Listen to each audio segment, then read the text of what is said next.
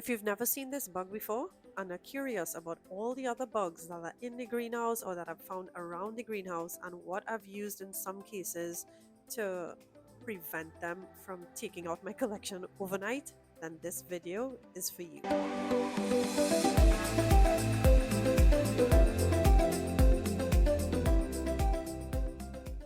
Hey guys, welcome to another video. This one is quite an unusual one.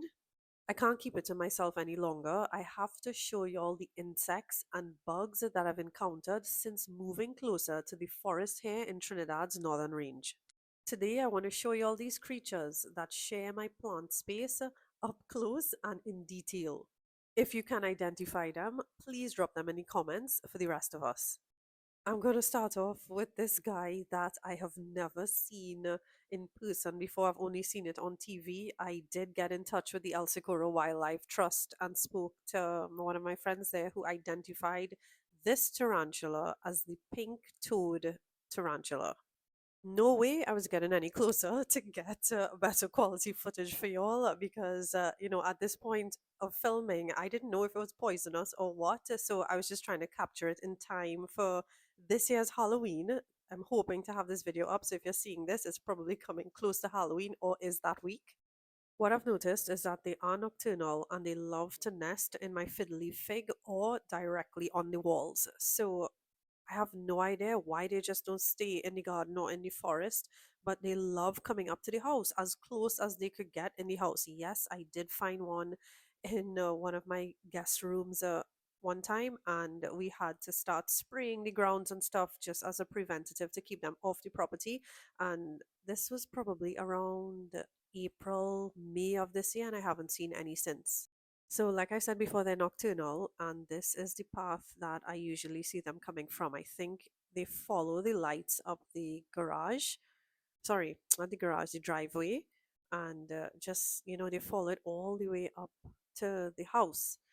It is just crazy to look at. I know this footage is a little rough, but you're gonna see the lights come on like that and get a better view shortly. But yeah, they just walk right up to the house, nonchalant. They're not afraid of us. They just do their thing. Here's another one that I just couldn't stop staring at. As with the tarantula, I have never seen anything like this before. It is a caterpillar of some sort, but it has a mask. Oh, I don't know what. I can't even find where the eyes are. Like, it's just, to me, it's amazing to look at. And, it. I'm looking at the footage here, editing, and I'm still fascinated by it. It's just crazy, crazy, crazy. So this one I found to the back of the house where the potting station is actually. If you watch my greenhouse videos and you have an idea of the back of the house, you would know where I'm talking about. But in the area where the greenhouse is and the potting station is, I will include that video in the description below just so that you can have an idea of, what the back of the property looks like and you can see the northern range um, as my backyard. But yeah, so this guy was traversing that space, heading into the grass, I guess, just looking for food maybe. But again, it was just so captivating to look at because I had never seen one. It was walking across the handle of my shovel here, and I once I finished filming, I just luckily it was on the handle. I just picked up the shovel and I put it closer to the forest edge for it to just go its way because I didn't want my cat or my daughter to come in contact with it. Another fascinating one is this wasp. I just woke up one morning and this nest was fully built along my one of the branches of my bamboo palms, and this was actually a predator wasp on top. Well, I don't know if it's a predator wasp. Like, I mean, what is it doing? I don't know if it's continuing to build on the nest or trying to get the wasp. If you look closely, you'll see that there's one in the nest. I don't know if it's trying to get it out of there or what, but a whole lot of action going on basically. And yeah, it's just living in there. That's why I think it's a predator, because it's being, scared off by the one that's inside. But look at this cool thing.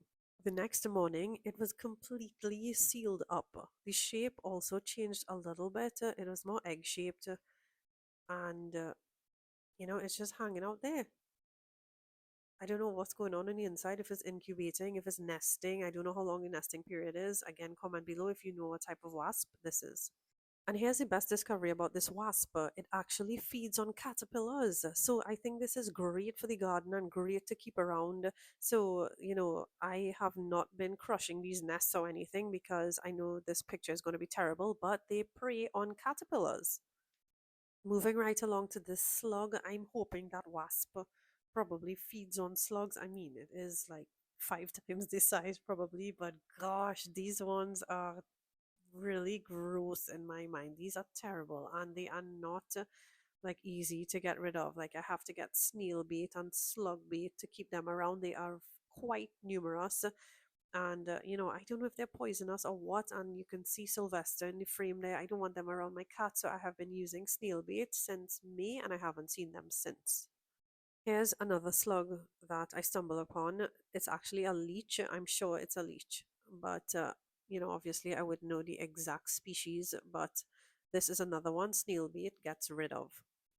This is a common caterpillar. I'm sure y'all in Trinidad have seen these munching on your aroids from time and time again, or even food crop like lettuce or any sort of leafy vegetables. This one I find is quite popular, and again, the gardener sprays for this. I'm not sure if he uses the same snail bait as it's a caterpillar, but once he sprays every 2 weeks, these are a lot less frequent, but they are beautiful nonetheless. But they are vicious. They can devour an entire plant overnight, I would say, and worse yet, if they lay eggs in the plant, they really could be difficult to handle if they become quite numerous. So I'm just going to feed this one to the birds and hopefully they don't become prevalent. Here's another visitor that found us inside the house. So, if y'all are moving in close to the forest, we took this for granted and really didn't focus on outdoor prep. But once you have your yard sprayed, you shouldn't have these problems. Here's another caterpillar, a fuzzy one that's trying to take out my Chlorospatha SP red. It is really cool to look at, but man, are they hungry? They could eat like all day and all night. And, again, overnight you can find your plants completely bald. I was really sad about this one because this was the first leaf this one put out at our new home for me. This is by far the coolest one of the lot. Let me give you a minute to see if you can identify it. This blew my mind. It is just crazy, crazy cool.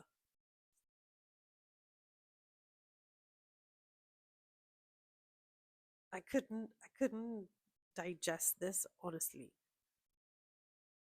It looks exactly like a browning leaf. By now you should have seen it. Comment below if you believe that this is actually a real insect and not a prop. For this one, I'll be brave for y'all. Coming up later in the video, I'm going to handle it so you can get a better look because we can't just, not get into the details with this one. By the way, it's resting, or I found it on my sister Mirabilis, I believe it is, and here it is drinking water. It is just too cool to look at. I hope y'all caught that moment. If you didn't, just go back to that point and look at it. But yeah, this is me handling the bug, so it is a real bug, and it's just super super super cool. I guess it's some sort of grasshopper hybrid. No clue.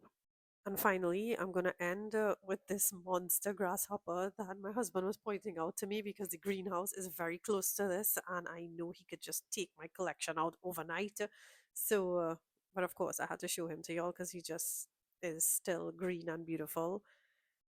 So, that's it for this video. If y'all enjoyed it and if y'all can identify any of these bugs, please comment below. And I'll see you guys in the next one.